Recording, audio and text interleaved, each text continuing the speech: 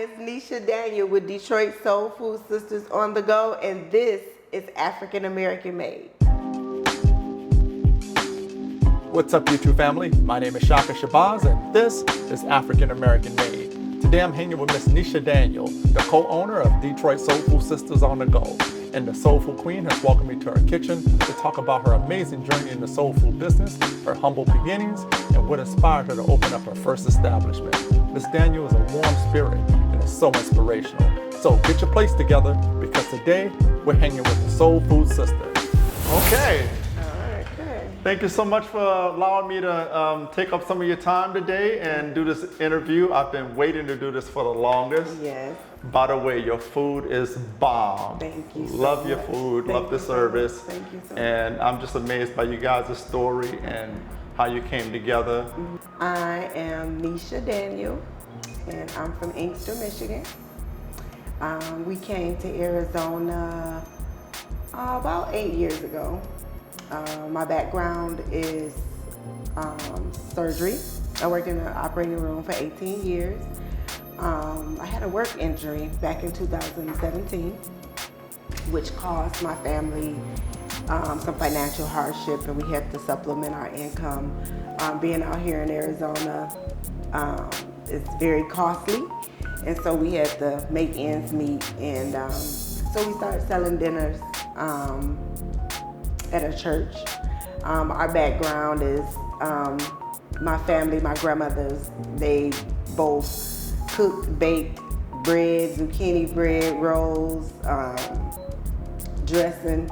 So as a little girl, my family, it was a tradition for us to do Soul Food Sundays.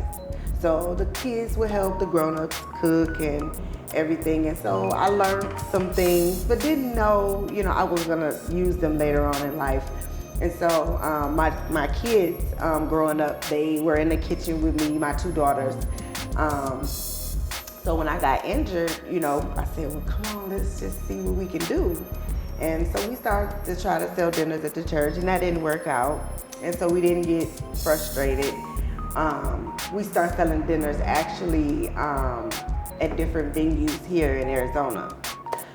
The barbershop, Upscale Barbershop, was one of the ones who first let us set up outside their barbershop. Really? Yes. Wow. And so we would sell food.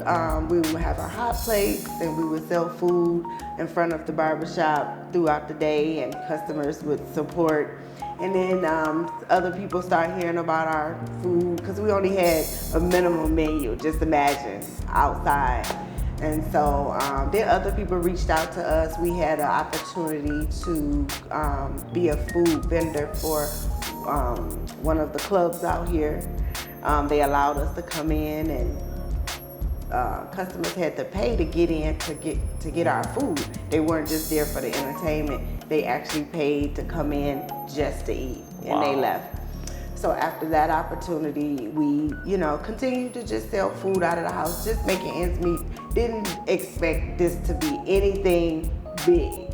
Well, let me stop you right there because it sounds like it was already big.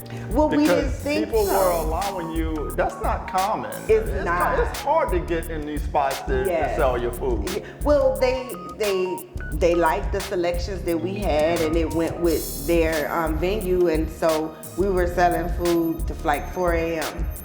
And so that was a good opportunity for us. And so when we ended our relationship with them, we said, okay, well, let's move to a different city. We were living in Avondale, and so we moved to Mesa to see if the community would, love our food as well. So we did that, and we had lines up the street. People were calling because all we had was Instagram. And so we would post a menu and say, hey, we're selling dinners at such and such location. And it just went crazy. From Instagram? Just from Instagram. I know you guys got a large following on Instagram. I saw that. Mm-hmm. And I was thinking, I didn't know your history. I didn't know the background. It makes sense now. I was like, how did this small place got so many followers. Right, but you already built that following through the other places that you had served food from. Actually, from our home, from the other places, just we were new out here in Arizona. We were selling soul food, so people wanted to see what was the hype all about. And this was through the pandemic. People came to our home and supported. You would think, we were in isolation. Nobody would trust anything. They were hungry. They were hungry, and they trust the integrity of the food. They trust us, and they came, and so we were just not really. Our name is Detroit Soul Food Sisters on the go because we just thought, we could get a food truck. That may be reachable for us to do. Yeah. And God blessed us with this. Wow. And so we didn't never been in the restaurant business, never. Nothing. So let's go back a little bit because you started from basically selling plates out at home, and it was a situation where you were just trying to, you were on a hustle, right? Yes. And then you got an opportunity to go in a couple venues. Your name got out there. It's a big leap to get an establishment. How did that happen? I mean, you don't have to, you don't have to give us your trade secrets or anything, but this is big for everybody. Like wow, they got a restaurant, but it's just us in a bigger kitchen. That's how we look at it. We did this off of survival, and we didn't know that we were going to get this much love from the community and support. We've had other businesses come in and say, I'm from such and such. I just came to see what the hype was all about. You guys got a line out the door. What's the hype all about? And I'm like, order a plate. Yeah, we're not in competition. It's on the order a plate. Yeah, we're not in competition. We just want to sell good food, and we're good people and are positive people. Our customers love us because we're very personable. We socialize with our customers. We can relate to them. That's why, we're very humble. This is to someone else, but to us, it's like we still trying to survive. Right. Well, the restaurant business is like that in a nutshell, right? It is. But thank God that we have been blessed to where we have to tell customers that's enough. We don't have no more. We run out of things because everything is made fresh every day. You can always come here and get fresh collard greens, fresh yams every day.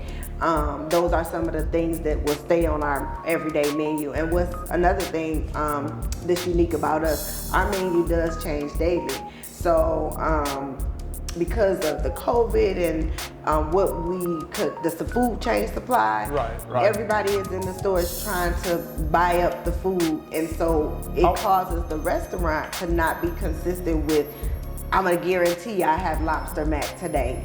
I can't guarantee that because of what we're going through as an economy. I noticed that with some of the other establishments, that whole supply chain thing right now, we're getting certain ingredients and what have you. How are you guys able to manage that? And I know you did touch upon it a little bit with putting together dishes that complement what you're able to get, right? In terms of ingredients, right? You still make it bomb, but what is the biggest contrast between, let's say, post-COVID, and I think you kind of started during COVID, right? And we opened so you don't have an idea of what it's like before that, trying to with unlimited vendors and.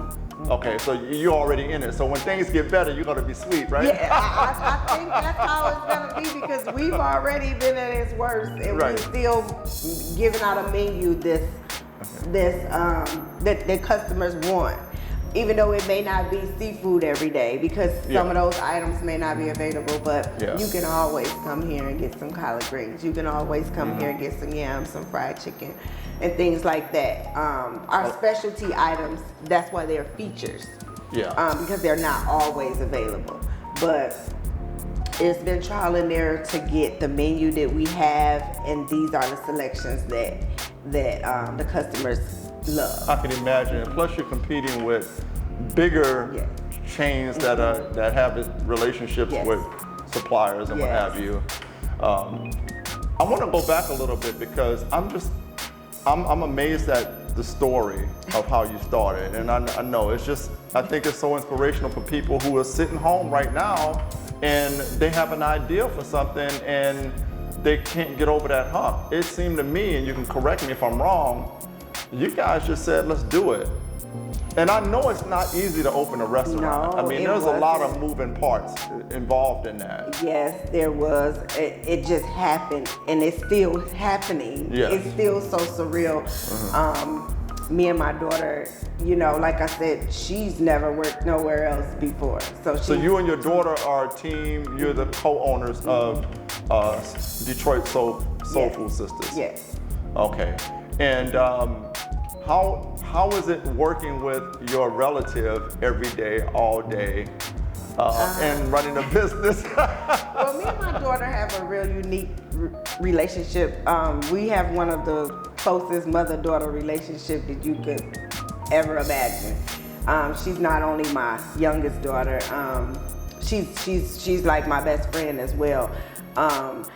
If I left here tomorrow, I know for a fact that she would be able to survive and she have the utensils that she need to be great. So I instilled that in her with building this business, that no matter what, you know, we have ethics that we stand by, morals that we stand by, and there's no deviating from that. We're very unique in the way that we customize our plates, our boxes. Every box is made the same. Nothing is, when you look at our photos, they're all consistent. And that's what people love about us. Oh, I want mine to look just like that. And we, every time. Well, I can tell you, I had came in here with an acquaintance who introduced me to you guys a couple months back, and I had the shrimp and fries. Okay. It was bomb. Okay. You know, I was like, you know, okay, shrimp, another, you know, another okay, shrimp. let's see what's happening here. Yeah. And I pop it open, I'm like, these big shrimp are looking at me. It was good. So I was sold. We say jumbo, we mean yeah, they were jumbo. Yeah. Jumbo. We just try to be just consistent. Yeah. So going back to Detroit, you said that your family, you know, it's always an event, family event that, you know, centered around food. Yes. You know, I'm getting some southern migration vibes going here, right? Okay, 'cause I'm from Louisiana. Yeah. She was from Oklahoma. Oklahoma, okay. Okay, so, you know, some of those traditions went up there to up north. Yes. And so food was always the center, and that's where you cultivated your my survival skills kicked in. That's when it's fight or flight. You know, you have to figure out. You have to use some of your own qualities to survive. And at that point, after my injury, it was nothing I could do physically. But what I had taught my girls, it's easy for me. I could still talk. I could still direct. And so that's how we were able to start this. So I'm familiar with Detroit a little bit. I have a little history with Detroit, but I've never lived there, obviously. Okay. Is that just what's in the DNA of a Detroiter? It's the flavor. Yeah. It's so the it's flavor. like, you know, we got to get up and do it, you know. Yes, we have, you know, coming from Detroit, you have that hustle mind. Yeah, that's what I mean. Yeah. It's in you. It's in you. You gotta get it under any means necessary. And coming out here to Arizona, you know, it's way different. The housing market, everything is more expensive. So you got to tell yourself, are you gonna survive, or are you gonna go back to? It's easy to go back. And for 8 years now, we've survived it. I'm just amazed by what you guys were able to accomplish. I know you said it was kind of under duress. I'm from New Orleans, so we share a similar culture and a similar get down as far as that's concerned, right? You know, it's like, okay, you got a penny, I got a penny. And we're gonna make it happen. You know, dinner's at 7, we gotta figure something out, right? So I'm used to that culture, you know. Been away from it, got spoiled by living other places and stuff like that, but you remind me so much of that grind, like, okay, ain't nothing in the refrigerator this morning, but we gotta eat by 7. So something gotta pop, right? So tell the listeners and the viewers, what would you like them to know about you? We're very hardworking, honest people. I just love positivity. I love seeing my customers walk through this door. I love how I can make them feel. The holidays, especially when they come in and they're so grateful that we were open. Thanksgiving we were open, and there was a lot of people who didn't have anywhere to go, and so we were blessed to be able to bless someone else that day. And that's what means the most. You know, survival, yeah, but the fulfillment that we get is seeing how we are needed in this community. Mm-hmm. How people come in here and they tell us, thank you, thank you. And I'm like, y'all really like our food. Yeah. So, I mean, it's so surreal because this is just our food. It's nothing to me special. But when somebody else say, this macaroni and cheese, like, can you please tell me? Yeah. Like, no, my macaroni and cheese is very unique. Okay. It's very unique. It's under guarded. Yeah, it's under very guarded. It's under high security. It's in lock and key. Yep, in the bank. But yeah, we have a few different items that you're like, I know my macaroni and cheese is good, but this is a little different.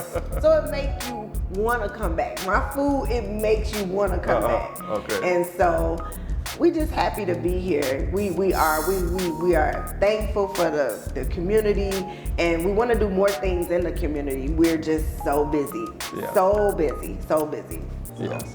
Well, I wish you much success, and African-American-Made, that's all this is about, connecting people and establishing relationships and showcasing people like yourself who got it in from out of the mud, and be an inspiration to other people that may have similar ideals. You can do it. You can do it. I mean, you just have to believe in yourself. Like, it's so many different places you can eat and so many options. I'm just glad that we're still standing. Well, not all soul food is built the same. Yes. So I'm glad that you're in the community, and I wish you much success. Oh, thank you. And thank you so much for having me. This has been fun. Oh, you're welcome. Thank you. And let us know how we can find you. So you guys can find us at Detroit_Soul Food Sisters on the go on Instagram. You can find us on Soul Food Sisters on the Go on Facebook. And we're here at 4117 North 19th Ave, and we're open Wednesday through Sunday from 3 to 8:30. Thank you so much. This has been so much fun.